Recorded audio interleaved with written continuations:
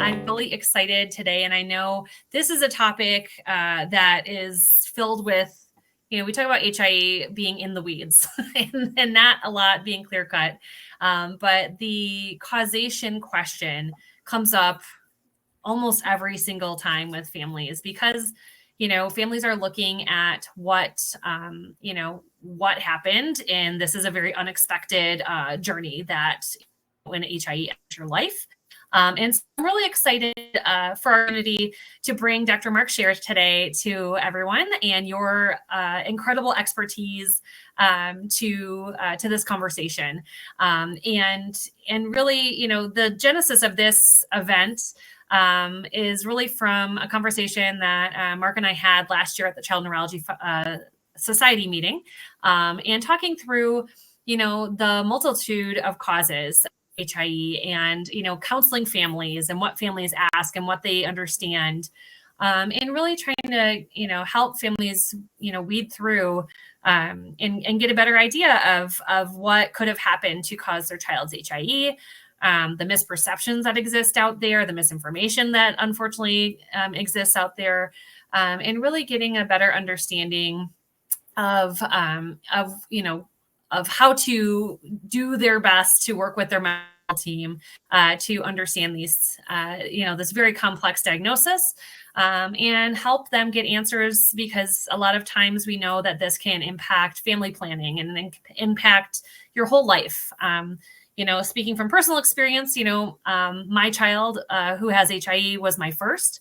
And he unexpectedly stopped moving at 37 weeks. So we didn't really have an indication, that anything was wrong until it was. And, the big question was, can it happen again? What happened? Is there something, that I need to be aware of to seek additional care when planning a next pregnancy?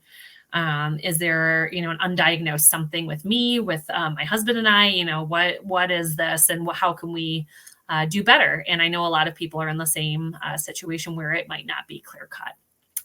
So Mark, I'd love for you to, share with us a little bit about your background and your, research and clinical interest. And I know you just have a breadth of amazing experience across fetal and neonatal neurology. And I would love for you to share that about your background with our community. Thanks, Betsy, for inviting me, and for everyone. This is your HIE Awareness Month, and this is very important to discuss and to move forward. So I'll do what I can to contribute. So for everybody's reference point, I am a child neurologist. I became one quite a while ago. My training ended in '83, but I trained before that. And my particular interest has always been the newborn, and then by extension, the fetus. So my formal training got me started, but then my faculty training, first in Pittsburgh and then in Cleveland, continued my career-long training, which it continues even now. And so in Pittsburgh and then followed by Cleveland, I worked with two obstetrical pediatric centers. I worked at McGee Women's Hospital in Pittsburgh, if anybody knows Pittsburgh. McGee Women's Hospital is a fantastic place for women's care, and connected to Children's Hospital Pittsburgh. But then I moved after 14 years to Cleveland and teamed up with the Rainbow Babies and Children's Hospital neonatal team that was physically connected to an OB hospital called McDonald Hospital for Women. Why I'm telling you all this is that my understanding, my knowledge of parents and what they go through with children who experience encephalopathy in the newborn period has always been merged with my appreciation and respect for the woman who has gone through pregnancy together with her partner, had a reproductive history before she conceived, and that goes into my opinions when I offer my consultant advice. Now, I'm going to introduce a word for everybody called uncertainty. And I want everybody to know that besides parents being uncertain about why their children have encephalopathy, doctors and nurses themselves have uncertainty, because in real time, we sometimes will be introduced to your baby after resuscitation when your pregnancy was okay, to the limits of what pregnancy monitoring can tell you. So, we have the same uncertainty you do. So I'm going to introduce not only the word uncertainty, but I'm going to introduce something that I've learned from a lot of lay people like yourselves, together with professionals. And some of you probably know about child life. Child life is a specialty within children's hospitals. And I had a good friend who's now passed, Mary Barkley, and she was a head of Rainbow's child life. And I learned a lot about how they were kind of the go-between when parents were under stress when their babies or children were sick. Well, I think that this sort of approach lends itself to not only how do you deal with uncertainty, but how you can create shared decisions among families, parents, and nurses and doctors, because we all don't know the future. And we all don't understand why their baby is this way. Now, we're trained, and I'm not a neonatologist, but your baby's born with low ABGARs. Everybody knows what an ABGAR score it is. They need resuscitation. Okay, so they're depressed. They may be unconscious. They need to have maybe a tube put down their throat. All these terribly scary things. However, the question is why and when, and that's the two things we're going to talk about today. Because yes, there may be some issues in the last minutes or last hours of active labor that may have something to do with making your baby look sick, and actually not even be the cause for why the baby is injured. But I will share with you that a lot of babies look sick and then they're not injured, which is wonderful. Babies do recover with the help of resuscitation. But there are other babies that fake us out. And this is the uncertainty factor. So they fake us out because they look sick, because being pushed out of a small space, the vagina, or if they go through C-section, is pretty stressful. And so that transition makes them look sick, even though they may not have brain damage. So you gotta wait till the smoke clears, support the baby. And then when you speak to the parents who are clearly in shock because they didn't expect this, you got to explain to them, we're uncertain to why, and we want to collect information. This is the key for why the Hope for HIE group is so important as an advocacy group and an educational group. Because when we start talking about the baby, and I'm not seeing the baby during resuscitation, I'm a neurologist. But at McGee, I was usually right there in triage watching them be resuscitated, but I at least know the information shortly thereafter. The question is, how much do you know? Well, you may not know enough, and so you give the baby what you know you can help them. You give them a ventilator, you give them fluids, you give them epinephrine, you give them seizure medications, and now we put these children on therapeutic hypothermia. Okay, so you cool them. Cooling is great for some babies, but not all babies. Why? Because the timing of their reason for a brain disorder and the reasons have not been fully studied by those who published the information about cooling. But that doesn't change the uncertainty of not knowing the future. So you put your child on hypothermia now, and you wait your 3 days, and you keep them cool, and you keep them calm, and you don't stress them, and then you warm them up and see how they're doing. Well, during this period of 3 days, you're learning more about your baby. And I'm the consultant who makes rounds with the nurses and docs, and I meet the parents at bedside, and I learn that maybe there's something unusual about the baby's exam that I point out to them, or there's something unusual about the imaging of the baby's brain, like a sonogram, or there's something unusual about the type of organs that were affected, whether it's the kidney or the heart, etc. The point I'm making is, I'm Sherlock Holmes. I don't know the future. I'm making kind of deductive thinking or reasoning based on limited information, the uncertainty factor. Well, if I continue to watch your baby hopefully recover, more information will appear. They'll be stronger. They'll be able to get an MRI, maybe on the 4th or 5th day of life, which is of the brain. And then the key is, and Betsy knows this because we talked about this in Vancouver, for me, the most important piece of information to reflect on is based on the pathology of the cord and the placenta. Now, I'm going to say this very respectfully. Not all hospitals have special pathologists that can look at this information. And some of you may have had your babies in lower level delivery hospitals where the placenta was not saved. I understand that. If I can give any advice to Betsy and your group, I think you should be educating us, healthcare providers, to save the mother's placenta, to look at it carefully, because at 7 days, when I looked at a binocular microscope with Ray Redline, he's a fantastic guy in Cleveland who's smart and with placenta. He would show me with a binocular microscope things about the placenta that would maybe change my ideas of why your little boy or girl was so sick at birth. There may be something about the placenta that suggested infection, even though mother didn't have infection. There may be some suggestion that the placenta was small and it was not formed well because of injuries to the blood vessels of the placenta. I could go on, but the issue is, I didn't know this on hour 1 of life or when the baby was on hypothermia, but at 7 days, 5 days, when the placenta comes back by microscopic analysis, I do know that. Well, that may be important to then feed into the discussions that I'm having at bedside with the parents.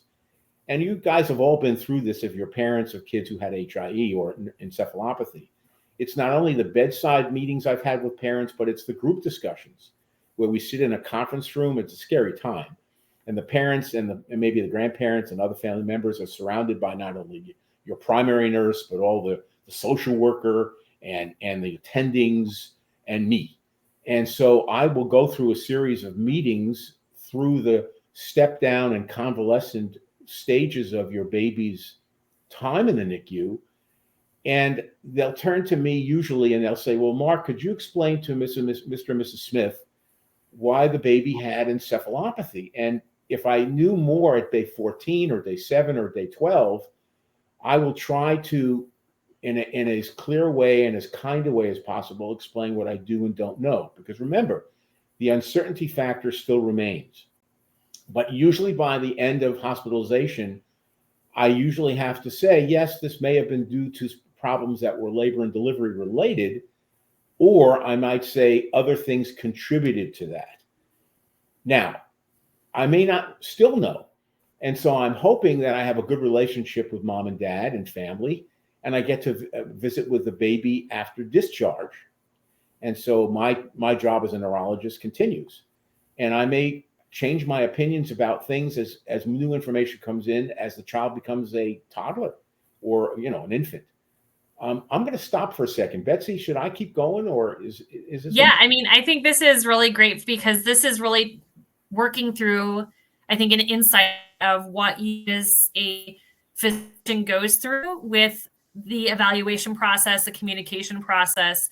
And this is kind of like behind the curtains where, I don't think we as families get this insight often of what this process is. So if you want to keep going, that would be fantastic. Well, I'm going to try to hopefully get people to ask me questions because they've had their own experiences. But one of the things you should hopefully realize that's changing, and the Newborn Brain Society, which Betsy and I are members, is a really good organization that I'm very supportive of.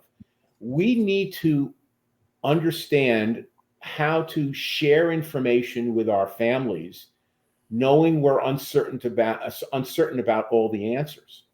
And that shared decisions, that includes your values and beliefs as parents. So and I'm saying this in broad ways. I'm not talking about just religion or just culture, but people are smart. They may not be doctors. They may have gone through a high school and even a college education, but they have their own values and beliefs that allows them to think about why their baby's sick. Well, I have to respect that as I'm trying to figure out why your baby is sick, and hopefully we'll get better. But we need to work together. If we start to have distrust, or more concerning for me is when I used to teach my residents and faculty, if we become less compassionate, or we're rushed because we're tired, or we have lots of patients to see, that's not good. And so what I hope will happen in situations such as each of you in your own lives have experienced is understand you're not alone. Use your nurse as probably your best friend. Make sure that your primary nurse at bedside understands your fears, your concerns, your questions. If you're angry, if you're confused, and then share that with your neonatologist and with anybody else like me who comes honestly, so we can share with you what we do and don't know. Now, ego is part of it. I get it. And doctors and nurses think they know everything. Well, they don't. And I'm not here to say I know everything. And I try not to give that impression. But you have a responsibility to tell us, I don't understand why. Or now that I'm talking to you today, maybe you'll be educated and Betsy's group can help the next generation of parents ask about the placenta and the cord. Mm-hmm. Ask them about things that, well, let me go on with that. I mean, you may want to talk to your OB because they may have been just as surprised as you that they went through the procedures of delivering your baby and they were not expecting the baby to have low ABGAR scores. They may not have the answers, but at least you can get some answers. You can at least get some honest responses from them as long as they're not defensive.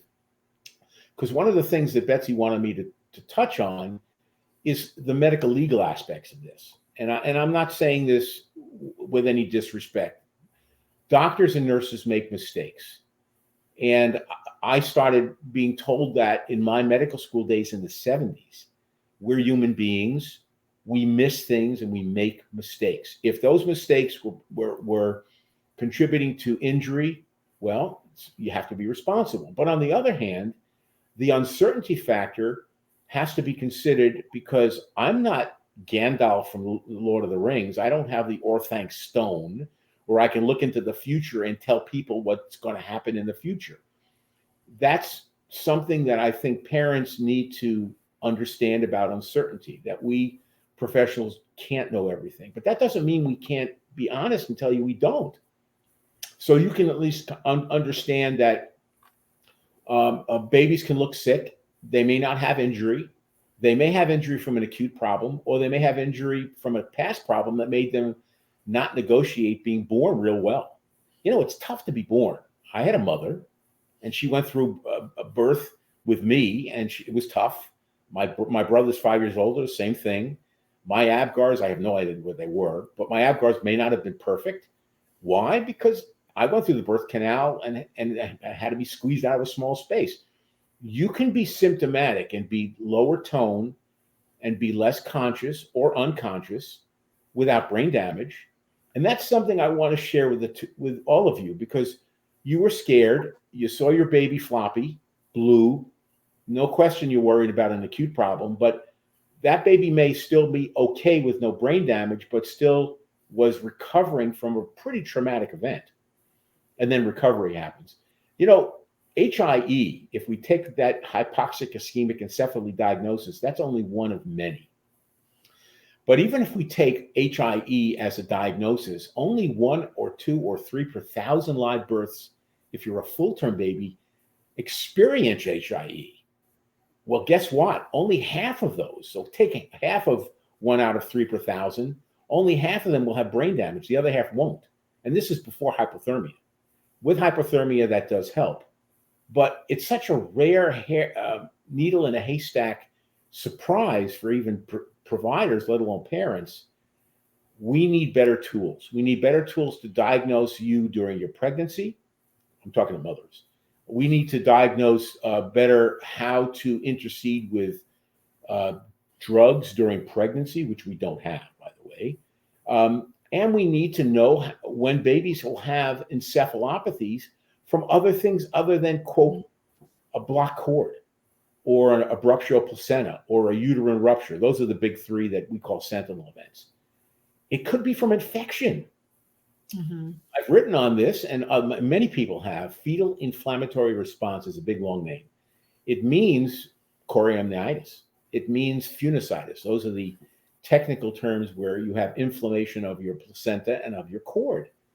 Well, guess what? This is a mimic of HIE, but it's not HIE. It walks like a duck and looks like a duck and sounds like a duck, but it's not a duck. It's not HIE. It's FIR. It's fetal inflammatory response. I wouldn't know that unless mother came in with a fever or uterine tenderness or their amniotic fluid was smelling bad. It may wait until 5 or 7 days when we see the placenta, and the placenta shows a grade 2 or 3 chorioamnionitis and funicitis. Oh my gosh, that would change my whole discussion with the family at the bedside and in conference if I knew it was fetal inflammatory response. Again, Betsy, anything you want to add or you want to guide me? Yeah, I think that's such like a good differentiator too. And, I think what's really confounding with HIE is that so many things can co-occur as well. And that's where, trying to figure this out is very difficult. Just out there in general, as we've been working to try to build educational resources and health literacy in our community and looking at, the multiple, multiple things that can and go wrong and co-occur. So sometimes that's, because for a while, people lumped so many things with HIE, neonatal stroke, or, IVH, other things that happen. Yes. And then, looking at, the in utero, the core of the placenta. But, there's things that we know too, where some of the maternal fetal overlap, can lead to, so infections, can lead to HIE sometimes, and sometimes they don't. And, it's just really difficult to tease those out. And then looking at, prevention, because that's, the ultimate is how do you prevent? And, we have a question that came in that I think is really, and I think you talked a little bit about this, but we can go into it a little bit more of what is the diagnostic tool quality of looking at cord and placenta like through routine ultrasounds, and I follow quite closely. The NIH has the Human Placenta Project. One of our parents has participated as well in that with one of her subsequent pregnancies with, I think she did like fetal MRI during her pregnancy, as a part of it. And they're looking at all these different things to improve. But, can you speak a little bit about just the state of, prenatal diagnostics? Yeah, that's a really good question that one of your members, your participants asked, because we do use fetal surveillance to look at the placenta through sonography primarily, and sometimes the Doppler flow by looking at the blood flow through the umbilical cord, etc. But I want to share with everybody that I am a fetal neurologist as well as a neonatal neurologist. So I've met my share of pregnant women, sometimes as early as the first trimester. I understand what OBs and MFMs have as tools to make sure that the fetus is in a state of well-being. You can be in a state of well-being and still have a brain damaged baby. But you're asking a very good question. So let me give you an example. And Betsy, you mentioned the Human Placenta Project. Well, the United States has a Human Placenta Project, and a lot of other countries do too. China has one, and a lot of big countries and small countries do. The placenta is a really important diary. I always tell parents it's a diary. You open up the book and you read about what your pregnancy was like as best you can. Now, it doesn't mean that everything you see in a placenta that's abnormal equals an explanation of why your baby has brain damage. Because a lot of babies are resilient and others are vulnerable, and they may not succumb to those problems. We are not yet, unfortunately, in a position to do fetal diagnosis to then intercede and give a drug that will change things. I'm going to give you an example because I'm an optimist. I'm a pediatrician, so I'm a universal optimist. I think in the future we're going to eventually have things such as Catherine Limperopoulos is a name I'm going to share with you. Catherine is a researcher at National Children's Medical Center. She's married to my good friend Andre Dupasse, but Catherine is an incredible scientist. She was a former OT, trained in Canada, and she has developed a research lab that looks at fetal MRI of the placenta and of the brain combined as early as the early second trimester, 15 weeks, 20 weeks. And so If we knew way back then that there was a disorder of the way the placenta implanted or how the cord twisted, or there was a change in the flow characteristics of the placenta, then the big question is, do we have drugs to reverse it? We don't yet. I'm not a pessimist. I think I'm an optimist. But you first have to get a better test than an ultrasound, than sonography. And eventually, everybody, whether you're poor or rich, should have a fetal MRI of their placenta and of their fetal brain and of the heart and the gut and everything else to make decisions during fetal life if you have to give treatment. But we're not there yet. If anything, go ahead. Oh, I was going to say, that reminds me of a parent that asked a question ahead of us who I know will be tuning in later, who couldn't make it live. And she had IUGR with her baby, and we get, some people that, will have IUGR babies, but, many of them won't have HIE, obviously. But, just the question of, and I remember in one of my pregnancies, like the measurements of one, because you typically only get like 1 or 2 ultrasounds if you don't have any risk factors. And then like how, they do the fundal height and all those things, but it still is a very imperfect, it is kind of rudimentary system of tracking. God created mammals, and we are mammals. Mm-hmm. That means a mother has to conceive a child with a partner, and that baby goes through gestation, and in our case as human beings, 9 months. And during that period of time, there's this orchestration among the mother, the baby, and the placenta to stay healthy. I consider that my patient. So when I see a fetal consult, it's called a maternal placental fetal triad. And so my patient is the triad. Well, getting to IUGR, what happens if I am told at the anatomical survey at 22 weeks, the baby looked a little small, and then they did a 3rd trimester ultrasound at, let's say, 32 weeks, and the baby fit criteria of being less than the 10th percentile, which is called small for gestational age, or less than the 3rd percentile, which is called intrauterine growth restriction. That does not equal brain damage. It means a higher risk for brain damage and other things, but not in every baby. Why? Well, because you as a parent and your partner gave them genes, and they have their own genes that make them either resilient to stress from being too small or maybe making them more vulnerable. So we haven't gotten into genetics yet, but I do want to say that growth restriction is an important variable. I use it in my uncertainty principle when I do my workup.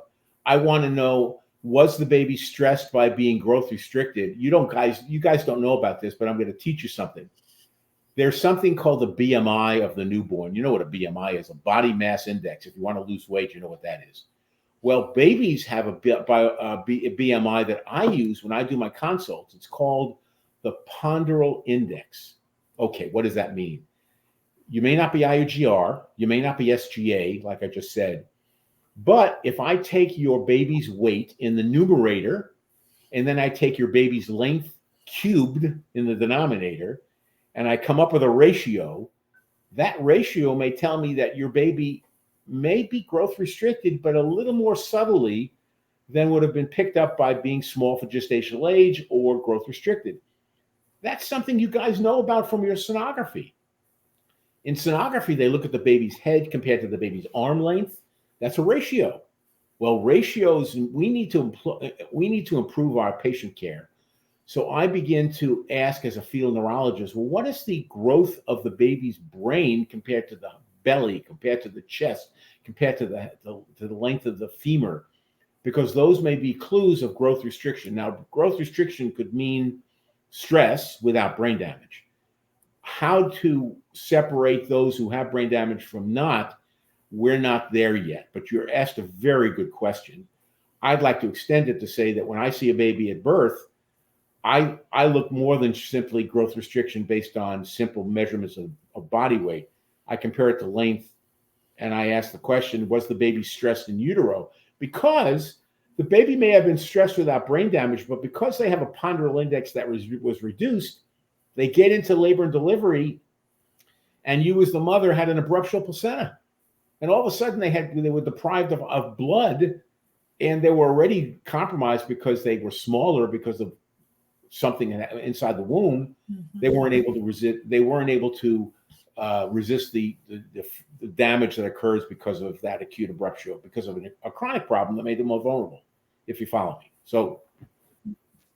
Yeah, I think, it just gets into the layers of the onion and how truly difficult, sometimes it can be to look at all of these different factors, speaking from personal, experience with my pregnancy with Max, there was a size difference that was noted between my first and third trimester ultrasound, and everyone's like, well, we could have measured it wrong the first time. I had a very healthy pregnancy, but I was also under a lot of stress in my career. There was just like a lot of things. And then, afterwards you're like, oh, wow, that can contribute to my placenta failing, which was undetected because of multiple factors.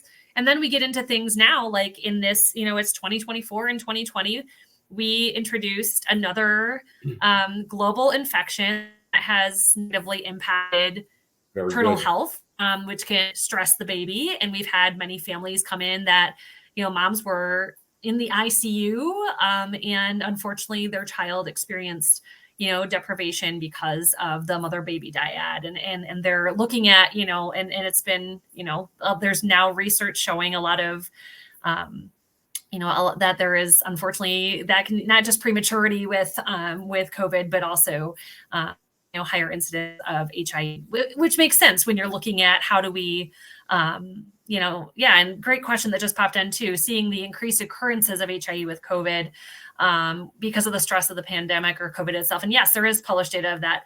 And that is something that, we added to our list of causes because it's just we're always evaluating and looking at, what data is coming out. And we shared some of that earlier this year with our community as well.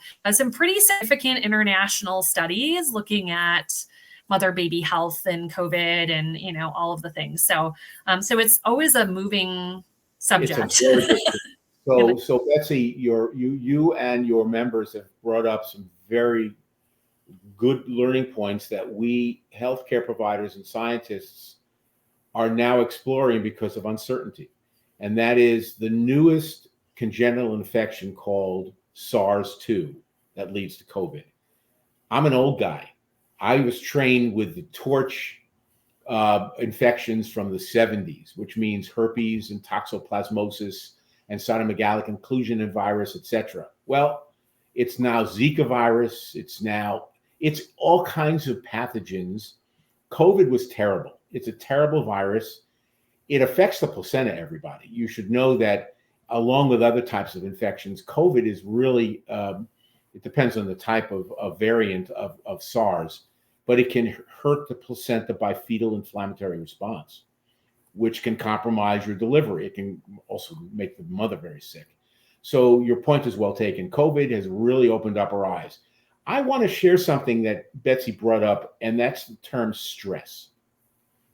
Stress is not simply a psychological term. It is a psychological term, but stressors are something that Mother Nature has created that can sometimes be a positive thing to make us stronger. It can be neutral. It can go either way. It doesn't have to give you a positive or negative thing, but it can give you negative effects.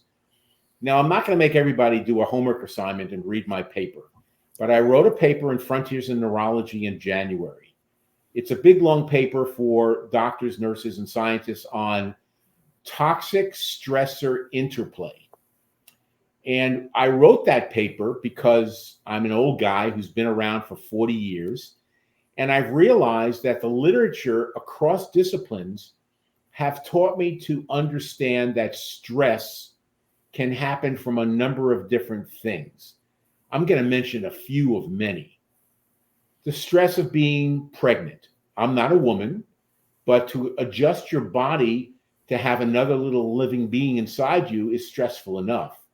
If you go into pregnancy stressed by other things, and Betsy, you mentioned your career, but it's not just that. It could be a problem that you're having at work, a problem you're having with your marriage, a problem because you inherited something as a child and adolescent that maybe made you anxious and depressed with a mental illness that may have caused you to use substance like marijuana.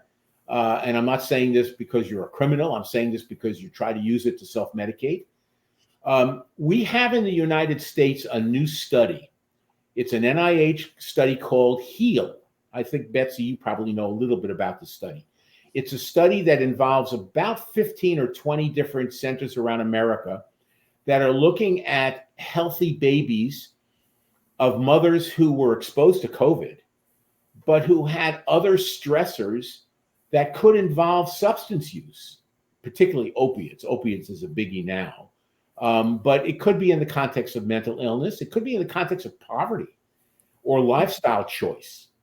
If you don't have enough money, that's stressful enough, and you can't support yourself and being pregnant. But you don't eat right, and your nutrition is not optimal. That's stress too. So stress is a pretty complicated thing. I have a lot of insight only because I'm a student. I'm always reading. And there are so many people around the world that have studied the effects of stress. Mm-hmm. Well, mothers have to accept the fact. And now that gets into my work as a fetal neurologist. When I do a consult, the last thing I want to do, even though I have to give news that may not be good news, is to stress mother out while she's pregnant. But, that's a toughie, because I still have to impart information and share that information. I hope this is helpful, because I think that stressors happen in life. We're all pretty resilient, and we can adapt to those stresses. But there are over 70,000 xenobiotics in the environment: lead, particulate matter, stuff in the water, plastics. The list goes on. Climate change is a stressor. Being in Ukraine or in Gaza and being around conflict is a stress for pregnant women. The list goes on. But I want to share with everybody here that, again, the uncertainty principle. I don't know everything. And so when I approach the fetus or the newborn with a suspected neurologic problem, and everyone could think it's HIE, it could be from other things, stressors are multiple. So toxic stressor interplay, just understand your job as parents, if you can have more kids, is, plan your pregnancy as best as you can and support each other as partners when you are pregnant, but know that life is not going to change. You still have to bring in money to support yourself. You have things that are going to happen that could be illnesses in the family. Life goes on. So. Yeah, really helpful. Thank you so much. So I'd love to switch gears with the interest of time and everything to talk about, and I always dub it the elephant in the room. Okay. And that when families go out to seek information about HIE and causation, and why we had this blanket don't go to Google for so many years, and why we've worked so hard as an organization to try to make the internet a more friendly, accurate information place to be, is because the US, like many other parts of the world, South Africa comes to mind, the UK, Canada, a lot of the more high, although South Africa isn't a high income country, but a lot of the more high income countries, we have a highly litigious society. Mm-hmm. And I think it's very common for parents to go to these sites that look like they are vetted and, and understand that, like, when you go to a sponsored ad, they're spending a lot of money for those, and that we do have a lot of competition in the information acquiring field that might not be accurate. People get a sense that, a lot of these websites that are funded by attorneys paint HIE as like 100% preventable. And we do a lot of education to try to help families understand, like better understanding of like what standard of care is and why that's an important term to know. And I know you've done some medical legal work So I'd love to get kind of your perspective of like, the state of messaging and what you want families to know when they come across sites like this and things that they should be thinking through of like really to get to the bottom of what that information really is and that misperception that we battle, frankly, often as an advocacy organization.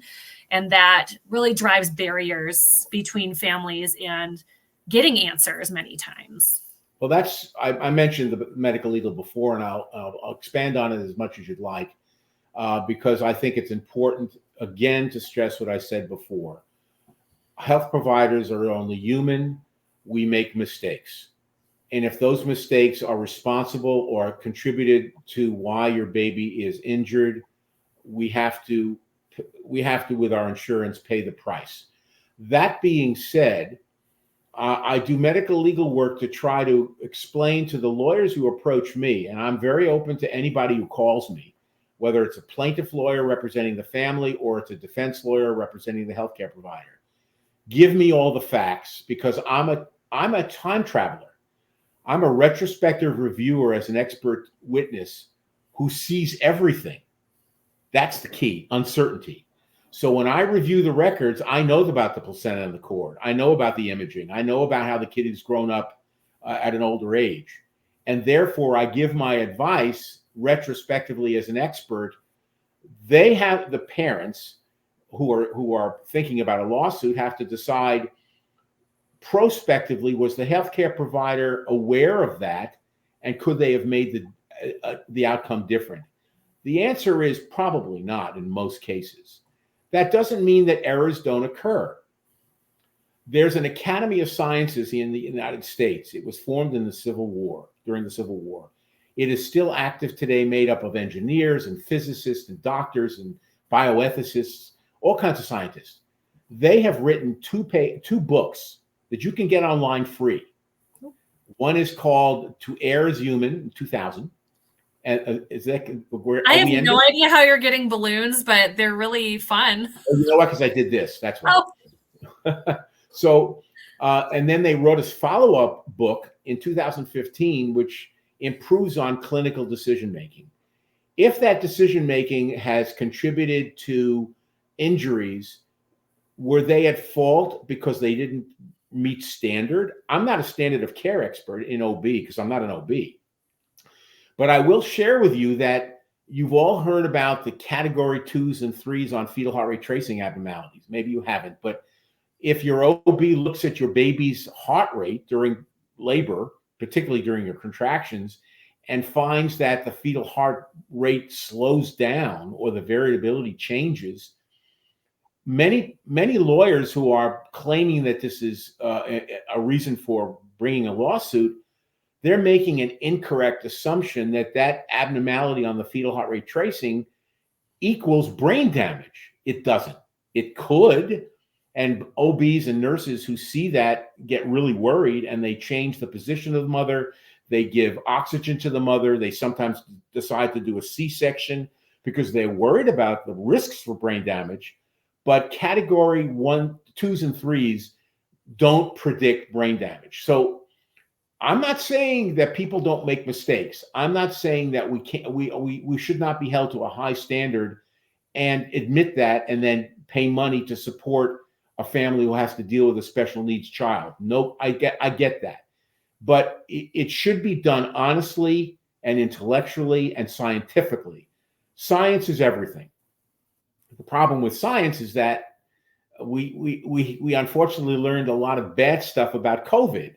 You don't give Clorox to people who want to avoid COVID. You don't give chemicals that are dangerous inside the body to prevent COVID. That's not science. Well, same thing is true.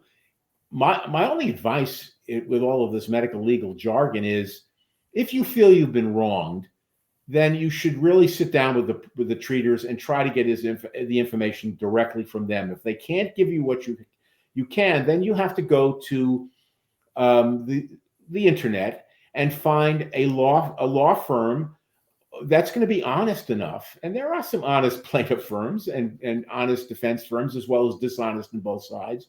But they need to get expert testimony from people like me to look at the record and say, yep, there seems to be a causation that could have been avoided during labor and delivery. If that's the case, then you have a lawsuit. Most of the time, and I'm saying this because of my approach to looking at these cases, the provider didn't know about the placenta or didn't know about the woman or dad giving genes to the baby that were abnormal. I don't know if you want me to talk about genetics, but those are all part of a defense argument, but they're not something that, because of uncertainty, a healthcare provider should be sued and have to pay money for. That's my honest opinion.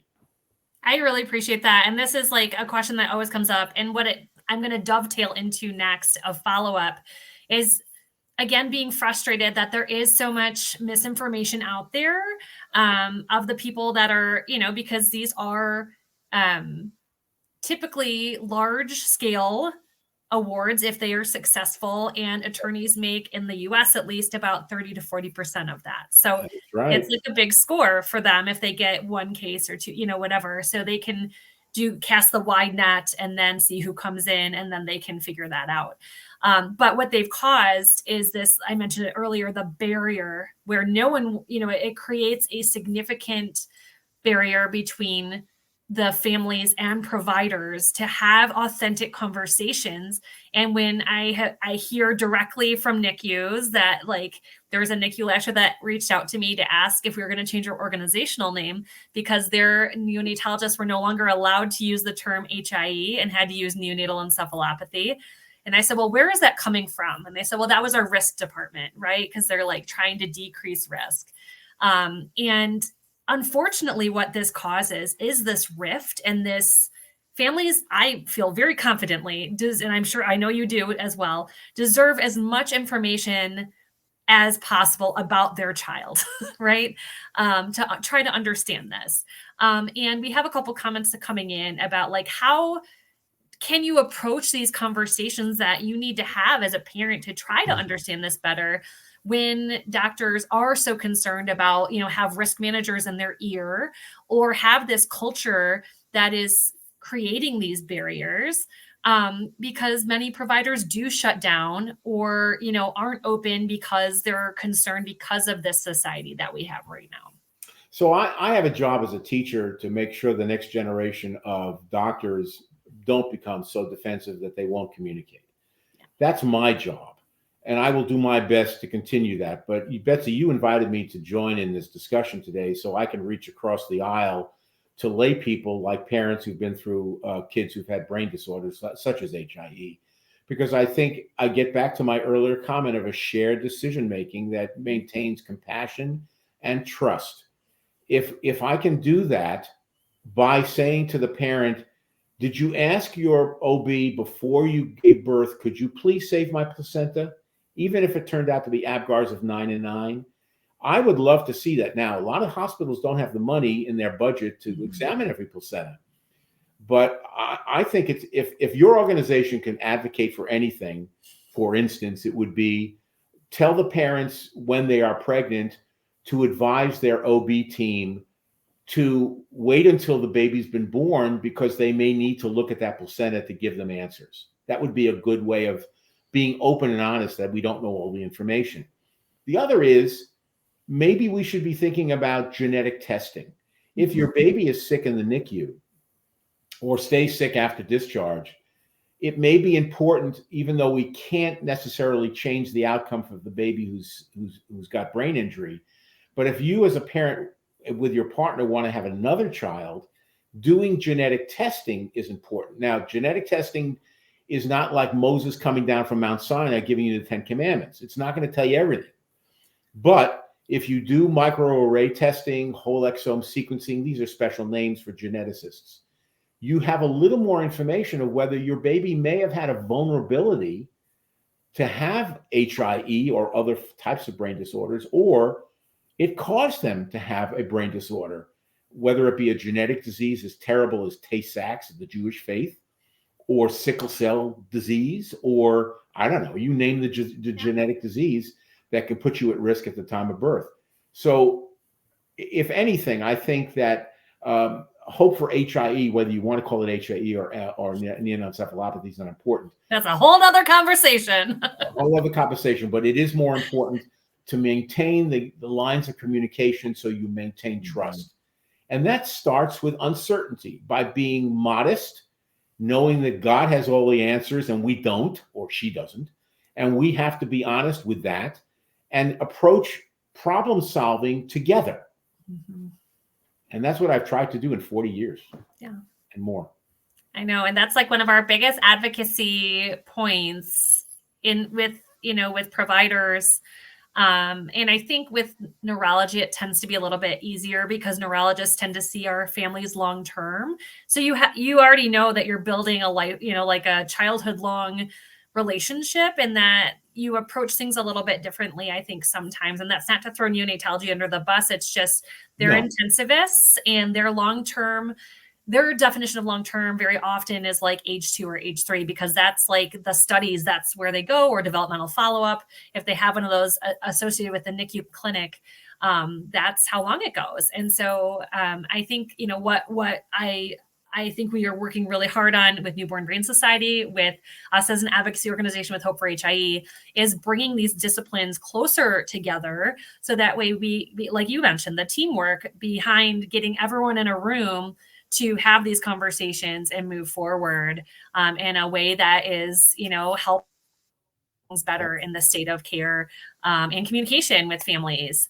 And I really want to, when you talk about the genetic too, something that we're going to post about, so Dr. Yvonne Wu is one of the co-PIs. I know Yvonne well. She's of course. Very smart lady.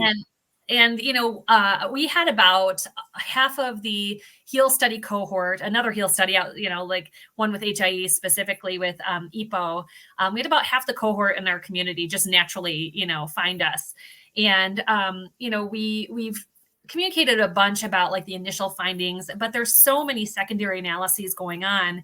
And a paper that just is publishing now is doing the genetic analysis of those 500 babies. And, and I'm going to share the PDFs in our groups and our website, because Yvonne was so generous to share all the PDFs with me to share out to the families. But about there was a genetic paper coming out, and about 5% of the cohort had a genetic marker. So, which was really fascinating in this era of genetics. For a long time, we had a lot of families, because of what we knew at the time, people would, wondered about causation and would be referred to see if it was like a mitochondrial disease instead of HIE. Right. And, I can't think of a single family that came back with a positive, yes, it was mitochondrial disease versus HIE. However, we do now have, because the testing is more accessible and is more affordable, we do have a lot of families getting referred to genetics, and we do have some coming back with positive markers, which further explains a lot, and as an advocacy and support organization, we always want people to get the right support. So this also opens up, because we know the benefits of community.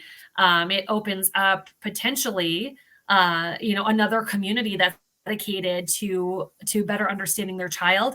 And with the genetic revolution, there's a lot of targeted therapeutic development that's going on, and timing is so critically important. So we talk about that bucket of neonatal encephalopathy. HIE is one bucket in the leading bucket, but those genetics are really important. And I know we're getting better in the NICU to, push genetic testing to better understand and identify those babies earlier, for hopefully targeted trajectory. So, you've mentioned something, and I know we're past the hour, so you tell me when I should stop talking. But I think that you're absolutely right. You never stop being a healthcare provider, even after the age of 3 or 5 or 10 or 15 or 20. I mean, I'm a child neurologist, so I usually give up seeing the person when they reach adulthood. But, one of the things that I find so fascinating about children is they adapt, and some of them get better. It's called neurodiversity. We have a term called divergence. And so rather than saying your child is, quote, brain damaged, some kids will adapt. And so they'll have less of their abnormalities as they grow older, and they will adapt. And many of those are because the parents are so strong as advocates to get them therapies and all that stuff. and that's important. But getting back to genetics, please understand that the genetic testing we have is imperfect. It will tell you a positive result. And I will say this, besides Yvonne's study, which is very good, her phenotype was, I think, HIE from what you told me. Mm-hmm. Yep. Well, there's a different phenotype called cerebral palsy. Mm-hmm. So cerebral palsy is an older child, usually takes about a year to 18 months to make that diagnosis. If you look at a child with tone and posture abnormalities, there are world studies that Yvonne knows about that I'm part of indirectly. It's called the International Consortium of Cerebral Palsy Genetics Research. Mm-hmm. It is a group of scientists, about 200 of them, that have published information on adults and children with cerebral palsy, and they come up with about a 33% hit rate. Yeah. So and HIE is like, again, it makes it see. There was also this misperception that like HIE and CP were synonymous for so many years, and like CP is heterogeneous. Yes. HIE is heterogeneous, and we actually only make up like 10 to 15% of all CP cases. So one of the things that you as parents should realize is that if you have a neurologist and your primary care physician, make them think about your child's special challenges and consider genetic testing at an older age. And I'll give you two examples. Your child may develop epilepsy later, the need for medication to control seizures. That's one phenotype that is an abnormality that may have to do with fetal life or genetics. Right. The other is autism. Autism has very little to do with term babies having problems, but autism is very complicated. It probably has a genetic component, but it probably has a first half of pregnancy component. But if your child has autism or epilepsy, as two other examples besides CP, you should be thinking through with your doctor, shared decision-making, that maybe you should be going to a geneticist to get the panels of tests that look at reasons for epilepsy, reasons for autism. You may not come up with positive results, but I mean, I wrote a paper in 2022, which you don't have to read, but I basically found it important to tell those who I'm training. I changed my diagnosis when I started to see the kid after the age of 3 or 4, because I saw other things that made me get genetic testing. And it was an eye opener. So after I wrote the paper. Yeah, I mean, it's really amazing to see this field accelerate and get better understanding. So people do have a better, again, like families aren't left with, greatly unanswered questions and have at least a hypothesis to make decisions forward, for their child. Wow, we've covered a lot of ground this hour. I am so grateful for you taking the time to share your expertise with our community and tackling what is, and will likely continue to be one of the biggest challenges, which is the why behind HIE.